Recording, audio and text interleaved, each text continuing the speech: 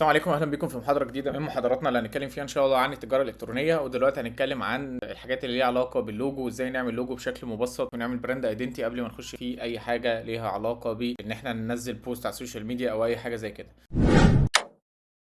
الحاجات اللي ليها علاقه باللوجو والبراند ايدنتي من اكتر الحاجات اللي بتشغل الناس، ومن اكتر الحاجات كمان اللي الناس بتبقى متخيله ان هي لازم تبدا بيها. انت لازم تبدا بيها، ولكن مش لازم تبدا بحاجه جامده جدا، مش لازم تروح تدفع فلوس كتيره جدا في ان انت تعمل لوجو او براند ايدنتي بتاعتك. لما بتعمله بتكون مميز، ولكن في حاله ان انت البادجت بتاعتك مش موجوده مفيش مشكله ان انت تبدا بدايه بسيطه زي اللي هنتكلم عنها دلوقتي باذن الله. فالنهارده هنتكلم عن موضوع مهم جدا لكل حد عايز يبدا مشروع، هو البراند ايدنتي. اول حاجه احنا عايزين نعرف ازاي تعمل لوجو بسيط واحترافي، ازاي برضه تختار الوانك وتعمل تمبلت للسوشيال ميديا وكل حاجه متعلقه بالهويه البصريه. طبعا هنستخدم في الموضوع ده الابلكيشن بتاع او البرنامج بتاع كانفا اللي احنا اصلا موجودين عليه دلوقتي، وهناخد كده نبذه سريعه، ولكن المهم بس ان احنا ناخد الجزء النظري ده وبعدين هنبدا في الجزء العملي. اول حاجه ازاي تعمل لوجو بسيط ويكون احترافي نسبيا. الفكره، فكر في الفكره الاساسيه بتاعتك. انا محتاج تفكر في الفكره الاساسيه بتاعتك بشكل اساسي. هل ممكن يتقبلوا اللوجو يبقى اسم بس؟ هل ممكن يتقبلوا شعار؟ هل ممكن يتقبلوا حاجه ليها مثلا علاقه بكونسبت معين؟ فدي حاجه لازم تبقى فاهمها. الحاجه الثانيه، انت ممكن تقدر تستخدم ادوات مجانيه زي كانفا اللي احنا هنستخدمه، او زي اي ويب سايت مثلا ميك لوجو ويز اي او اي لوجو من الحاجات اللي تبقى موجوده دي، بيقدر ان انت تعمل لوجوهات في دقائق وتقريبا وتقدر تعدل عليها بمنتهى السهوله. الحاجه الثانيه ان انت محتاج اللوجو بتاعك يبقى بسيط ومميز. اللوجو بتاعك يبقى بسيط ومميز يعني ايه؟ انا هنا بتكلم على بساطه اللوجو في ان احنا نقدر نستخدمه بجميع الاشكال. من ضمن الشروط اللي بتبقى موجوده مثلا ان اللوجو نقدر نستخدمه بالطول، نقدر نستخدمه بالعرض، يقدر يكون ابيض، يقدر يكون اسود، يقدر يكون فيه الوان، ما يكونش معقد، نقدر نرسمه بشكل اساسي. فهنا معنى كلمه ان اللوجو يبقى بسيط. الحاجه الثانيه برضو من ضمن المعنى اللي بتبقى موجوده دي هوضحها لكم بعدين، ان احنا فكره ان هو بيبقى سهل للناس تفتكر. تقدر تعمل لوجو بسيط وتغيره بعدين. كلمه تغيره بعدين دي في حاله ان انت عادي ابدا ما تخليش البدايه بتاعتك خلاص ان ده اللوجو النهائي اللي تبقى موجود. لا، انت تقدر بعد كده لو الدنيا وسعت معاك تقدر تشتغل على براند ايدنتي كامل او تقدر تثبته. يعني الموضوع بسيط جدا، خاصه لو انت لسه بتبدا في البدايه. بعد كده اللوجو البسيط زي ما احنا قلنا ان بيبقى من ضمن اهم صفاته ان الناس سهل يشتغل عليه، وسهل كمان ان الناس تفتكره وتشتغل عليه بقى على السوشيال ميديا او على مقاساته بشكل كامل على الويب سايت او في شور او في اي حاجه. الشعار بتاعك او الايقونه اللي انت هتختارها لازم يكون معبر عنك بشكل كبير وبشكل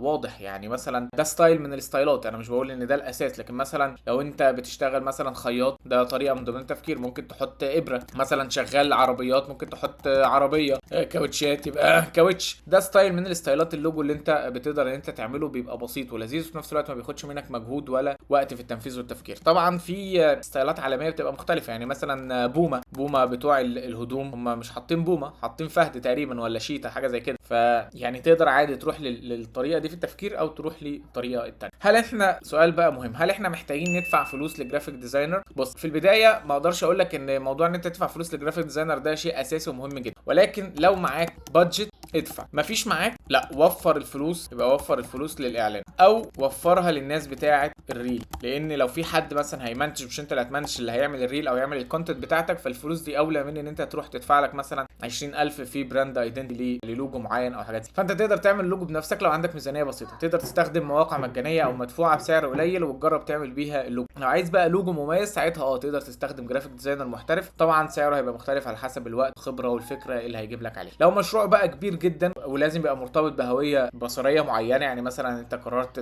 تفتح محل كبير او حاجه ضخمه، مثلا شغال في بروجكت مع وزاره معينه مش عارفه ايه، ساعتها لا، يبقى البراند ايدنتي مهم جدا جدا. زي ما احنا وضحنا ان انت كمان تقدر تعمل اللوجو وتغيره بعدين، فده سهل جدا في اي وقت. او الشركات الكبيره اصلا بتغير اللوجو بتاعها. BYD عملت ريبراندنج، كل براند الشركات تقريبا عملت قبل نفسها عملت ريبراندنج كذا مره. فان انت لو بدات بحاجه بسيطه وبعدين مع الوقت بدات تتغير فما فيهاش اي مشكله خالص تبقى غالي عليك. تيجي في موضوع المقاسات اللي احنا لازم نبقى واخدين بالنا منها.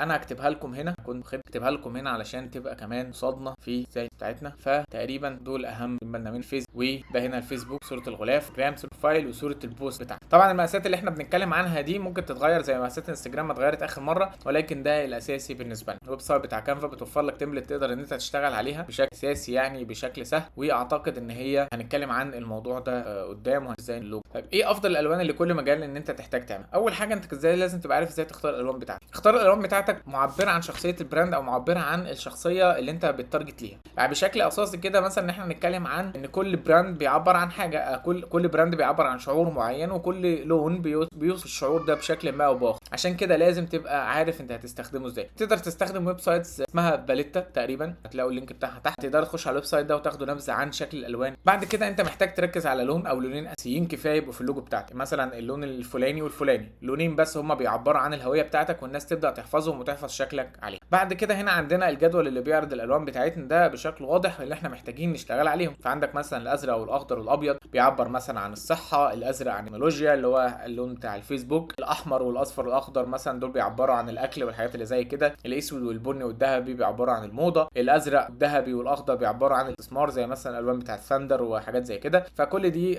حاجات من الالوان اللي انت تقدر تشتغل عليها وممكن تعمل ميكس اصلا ما بينها وتبقى حاجه مختلفه. بعد كده هنا عندنا محتاج نعرف نحفظ اللوجو بايه، علشان دي نقطه من النقط المهمه جدا اللي بتبقى موجوده. في ناس بعد ما بتعمل اللوجو مثلا وتحفظه بيبقى اللوجو عباره عن صوره بيضه كده ومحطوط فيها اللوجو، ده مش صح. الصح ان احنا يبقى اللوجو هنا مفرغ، يبقى ساده، ودي برضو حاجه من ضمن الحاجات اللي احنا هنشرحها. ولكن بشكل اساسي كده بنحفظ اللوجو ببي جي او اس في جي، او بنحفظه بالجي بي جي طبعا اللي هو صوره مثلا معينه. وكمان في حاجات اللي هي ليها علاقه بالإليستريتور بنحفظها تقريبا باي اي، بصيغه اسمها اي اي بتبقى موجوده للإليستريتور. بعد كده هنا عندنا حاجه من ضمن الحاجات المهمه ان احنا عندنا المنصات كلها لو عايز نشتغل عليها نشتغل عليها ازاي. ده هنتكلمه باذن الله في المحاضره الجايه اللي هنتكلم فيها عن خطوات عمل الصفحات على السوشيال ميديا، وهنمشي خطوه بخطوه. ولكن قبل ده لازم نخش على ان احنا نشرح بشكل اساسي لو عايزين نعمل لوجو هنعمله ازاي. طبعا انا دلوقتي هدخل على الويب سايت بتاعنا عادي جدا، هبدا ادخل عليه وهاجي من هنا هعمل سيرش على مثلا لوجو. انا دلوقتي عملت سيرش على اللوجو ده، تعالوا نفترض ظهر لي هنا حاجات لوجوهات كتيره جدا موجوده. والله جيت في اللوجوهات هنا مثلا عجبني اللوجو ده مثلا المكان بتاعه، خلاص انا عجبني اللوجو ده واقدر اشتغل عليه، فبدوس هنا افتح لي في بيت جديد. وعجبني برده مثلا مع اللوجو ده عجب ده. طبعا هنا لوجوهات كتيره بتبقى موجوده، انت ممكن تعمل حاجه بسيطه من الحاجات اللي بتبقى موجوده دي تشتغل عليها. عندك اللوجو بلونين، تعال نفترض افتراض انت عايز تعمل ميكس ما بين ده وما بين ده وما بين الوان ده وما بين الوان ده، تقدر تعمل بيج جديده، تيجي هنا مثلا اهو تحط ده هنا. طبعا احنا عايزين ده لو اللون الابيض، هنا بضغط هتلاقوا اصلا كورس كانفا بيتشرح فيه كامل،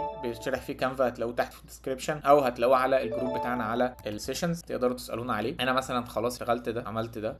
دي مثلا انا عاجبني الزهره حجاب ده، ولكن انا عايز احط الورده بدل البنت، فانا اقدر اعمل بيت جديده فيها الشكل اللي عاجبني ده هنا، واعمل فيها الفونت ده اخده هنا وهكذا مثلا، بحيث ان انا ابقى عملت مثلا براند ايدنتي او مختلفه ليا اقدر اغير فيها مثلا كده وتبقى ده شكل موجوده. اقدر مثلا انا لو جيت هنا عملت زهره مثلا ومثلا ورد، لو كتبت ورد فيبدا تظهر لي حاجات زي كده. طبعا انا محتاجها جراف، ممكن ورد زي لا دي مثلا ما تنفعش تبقى في لوجو لان هي تفاصيلها كتيره، صح يعني. بص دي تفاصيل صغيره، دي ما تنفعش، دي تفاصيل كتيره، دي حاجات مش تبقى موجوده. ده هنا فريمز مثلا دي ممكن تنفع، يعني دي ممكن تنفع، ممكن تبقى كده مثلا اهو. لو افترضنا ده الشكل بتاعنا بتبقى كده وتبقى ده اللوجو بتاعنا اهو، ده اللون، فنقدر نشتغل عليه. فده مثلا خلاص ده كده كونسبت لوجو بالنسبه لنا. ممكن اقدر طبعا اغير بقى الفونتس بتاعتي، يعني حاجات كتيره جدا موجوده هتلاقوها بتتشرح. ولكن انا اقصد ان دي طريقه اهو من ان احنا نقدر نعمل لوجو. والله مثلا انت بتدور على، نيجي سيرش هنا مثلا لوجو، كتبت مثلا لوجو ملابس، فانت محتاج ايه اهو، حتى مثلا لو فساتين، دي كلها حاجات لها علاقه بالفساتين. فانت مثلا ممكن عجبك الفونت ده وعجبك الشكل ده، كنت تحط الشكل ده على الفونت ده يطلع لك شكل، ممكن ده مع ده يطلع لك حاجه، ده مع ده مع ده. المهم يعني شعله مثلا متجر شموع، ممكن تغير ده وتحط شكل شمعه تاني عاجبك، وهكذا تبدا ان انت تطلع في الاخر شكل. خلاص احنا كده خلصنا. محتاجين نحفظه بحاجه اسمها بي ان جي. بنيجي هنا داونلود وبنختار البي ان جي ده، وبعدين حاجه بقى من ضمن حاجات مهمه، نيجي ندوس هنا، نيجي ندوس داونلود. هو هنا طبعا محفوظ لنا بفيه مش بيضه، محفوظ لنا بي ان جي. في حاجه من ضمن الحاجات الثانيه اللي احنا لازم ناخد بالنا منها، ان ساعات لما انت بتيجي تعمل داونلود بيقول لك انت عايز الكواليتي بتاعته عامله ازاي. انا هنا اخترت بي ان جي الاولانيه، معلش جت غلط، بختار بي ان جي وبدوس على العلامه دي، ده معناها اشيل لي الباك جراوند بتاعتي. طبعا لازم تبقى برو. اشتراك كانفا دلوقتي في ويب سايتس كتيره جدا بتقدمه بسعر رخيص، فتقدر ان احنا نشتغل عليه بشكل واضح كده. احنا بالنسبه لنا خلاص اتكلمنا عن اللوجو، اتكلمنا عليه بشكل اساسي. ده اللوجو بتاعي مثلا. تعالوا نفترض خلاص ان احنا زي ما اتفقنا ان احنا هنشتغل على اللوجو ده وكاننا خلاص ده اللوجو الاساسي بتاعنا. هنا بدوس على الشرطتين دول بيجيب لي هنا سوشيال ميديا. انا عايز اعمل ايه؟ عايز اعمل مثلا فيسبوك بوست، هعمل فيسبوك بوست. هاجي هنا ندوس كوبي، هنا خلاص اللوجو بتاعي مكان اللوجو بتاعي. انا مثلا بعمل هنا واكتب